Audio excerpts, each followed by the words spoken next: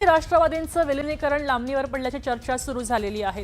दिवंगत अजित पवारांनी दोन्ही राष्ट्रवादीच्या विलीनीकरणासंदर्भात अनेकदा संकेत दिले होते, मात्र त्यांच्या निधनामुळे राष्ट्रवादीचं विलीनीकरण लांबणीवर पडणार असल्याचं बोललं जात आहे। तर आता या संदर्भात शरद पवारांनी मोठा गौप्यस्फोट केलाय।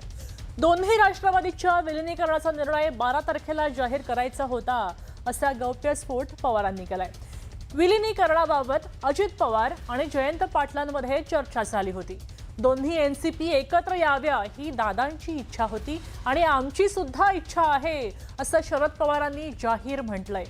विलीनीकरण झाल्याची चर्चा झाली होती, मात्र आता यात खंड पडलाय, असं शरद पवार म्हणताय। त्यामुळे तुर्तास दोन्ही राष्ट्रवादीच्या विलीनीकरणाची चर्चा धुसर झाल्याचंही दिसतंय।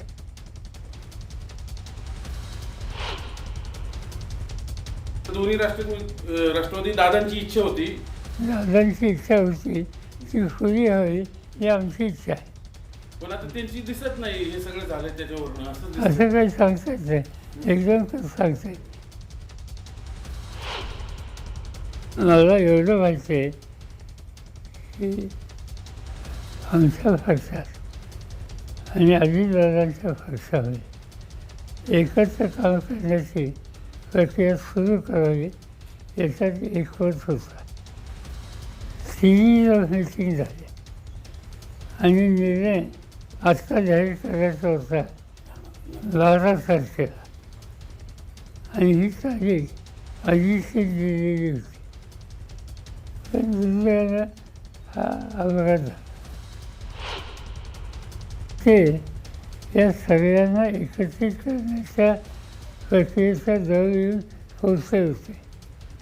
शेवटचं विषय त्याने आम्हाला लोकांना केलं होतं, दरम्यान हा आघात झाला। पहाटे निघून आम्ही पवार साहेबांच्या समोर 8 वाजता बसलो आणि तिथं सविस्तर चर्चा झाली आणि 12 तारीख आम्ही सगळ्यांनी निश्चित केली। आणि साधारणपणाने 8-9 पर्यंत हे जिल्हा परिषदेच्या निकालाचे पडसाद उमटतील आणि 10-11 तारीख मोकळे झाले 12ला याचा निर्णय घेऊ, अशी आम्ही पूर्ण चर्चा केली। मी त्या दिवशी सांगितलं की नेत्यांची अंतिम इच्छा जी आहे ती पूर्ण करण्याची आता कोणाला आम्ही तयार आहोत। आता ही करायची का नाही करायची हा त्यांचा निर्णय आहे। जसं त्यांनी आज निर्णय घेतला तसा त्या पक्षाचा निर्णय, त्या पक्षाने जो निर्णय घेतला त्यांनी घ्यावा। आम्हाला त्यामध्ये आम्ही सकारात्मक होतो का होतो। अजितदादांच्याबरोबर चर्चा आणि अजितदादांनी आम्ही ती चर्चा पण केली की बाकीच्या नेत्यांशी आपल्या पक्षाच्या तेवढे ते माझ्यावर सोडून द्या। शरद पवारांनी आज एक इच्छा व्यक्त केली आणि हे विधान स्फोटक होतं। दोन्ही राष्ट्रवादी एकत्र याव्यात अशी अजितदादांची इच्छा होती आणि आमचीही इच्छा होती, असं मोठं वक्तव्य शरदचंद्र पवार यांनी केलंय। अशामध्येच दोन्ही पक्षाच्या नेत्यांचा एका बैठकीचा व्हिडिओ समोर आला। 17 जानेवारीला झालेल्या बैठकीमधला तो व्हिडिओ होता, असा दावा करण्यात येतोय। मात्र त्या बैठकीला शरद पवार आणि अजित पवारांसमवेत रोहित पवार, शशिकांत शिंदे, हर्षवर्धन पाटील, जयंत पाटील, राजेश टोपे, अमोल कोल्हे हे सुद्धा उपस्थित असल्याचं पाहायला मिळतंय। शरद पवारांच्या पक्षाच्या नेत्यांनी सुद्धा अजित पवारांसोबत झालेल्या विलीनीकरणाच्या चर्चांना दुजोरा दिलाय। एक तर हा व्हिडिओ आपल्या समोर आलेला आहे, त्यामध्ये अजितदादांच्या बैठका झाल्या का नाही झाल्या याचं सत्यता आपल्या समोर आलेलं आहे। चला ठीक आहे, नसेल झालं मग राज्यामध्ये आम्ही घड्याळावर कशाला लढतो? चर्चा झाल्याशिवाय लढतो? सातारा जिल्ह्यातलं उदाहरण घ्या ना। सातारा जिल्ह्यामध्ये माझ्या इकडचे कार्यकर्ते, माझ्या इकडच्या बरोबर सातारा जिल्ह्यामध्ये काही ठिकाणी अपवास होतात। सगळीकडे आम्ही मकरंद पाटील, नितीन पाटील आम्ही सगळे बसलो होतो ना। दादांचे त्यांच्यावर फोनवर चर्चा झाली होती, सोलापूरला चर्चा झाली। दादा रोज 7:30-8ला माझ्याशी चर्चा करत होते, कुठे कुठे काय काय आपल्याला दुरुस्त केला पाहिजे, कुठे एकत्रित सभा करायच्या होत्या हे दादांनी सांगितलं होतं। आता नेते मंडळी त्याच्याबद्दल त्यांना माहीत नसेल असं मला वाटत नाही। दुसरीकडे खासदार सुनील तटकरेंनी दोन्ही राष्ट्रवादीच्या विलीनीकरणाची चर्चा संपूर्णपणे फेटाळली। कृषी प्रदर्शनावेळी चहापानासाठी बारामतीमध्ये बैठक झाली होती, अशी माहिती तटकरेंनी दिली आहे। तर जिल्हा परिषद आणि पंचायत समिती निवडणुकीबाबत यावेळी चर्चा झाल्याची ही माहिती अजित पवारांनी यावेळी दिली, असं तटकरे म्हणाले। त्यामुळे एक प्रकारे दोन्ही राष्ट्रवादीच्या विलिनीकरणाची चर्चा आणि दावे तटकरेंनी फेटाळलेत। अशामध्येच जयंत पाटलांनी तटकरेंच्या वक्तव्याला प्रत्युत्तर दिलंय, आपण पाहूया।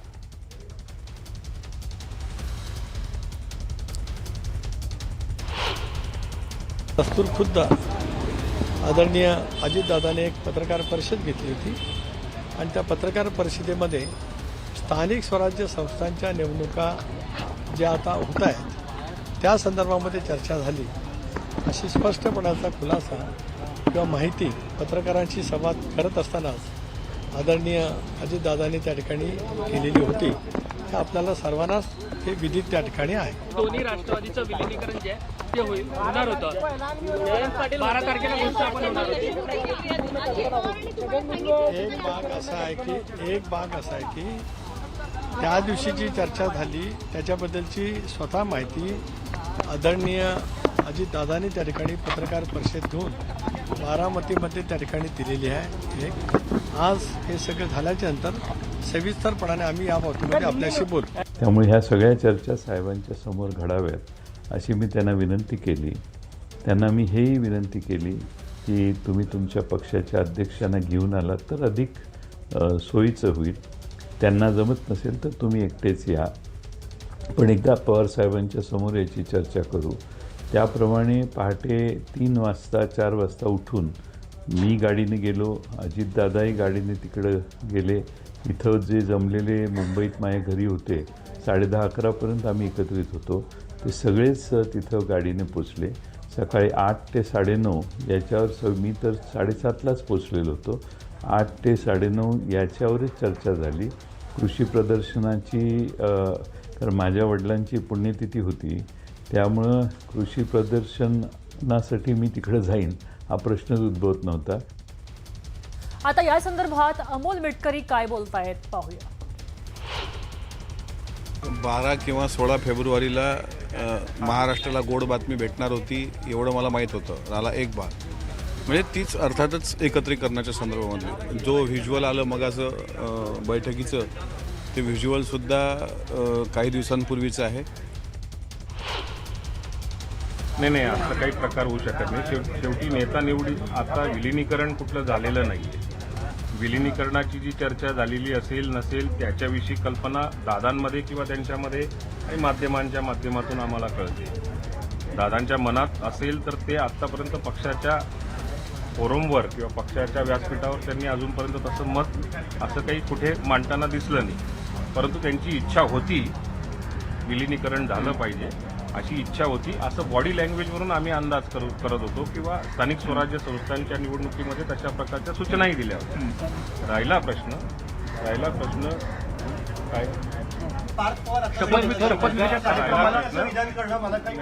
त्यांना आता त्या पवार साहेबांनी जे विधान केलेलं असेल ते कदाचित सत्यही असेल, त्यांना कदाचित कल्पना नसेल, माहिती नसेल। शरद पवारांनी उपमुख्यमंत्रीपदाची शपथ घेतली, मात्र त्यांना खाती कोणती मिळणार हा प्रश्न आहेच। आता या संदर्भात मुख्यमंत्र्यांनी राज्यपालांना एक पत्र पाठवलंय। राज्यपालांकडनं अगदी काहीच वेळात अधिकृत घोषणा होणार आहे। तासाभरात सुनेत्रा पवारांकडची खाती जाहीर होणार आहेत।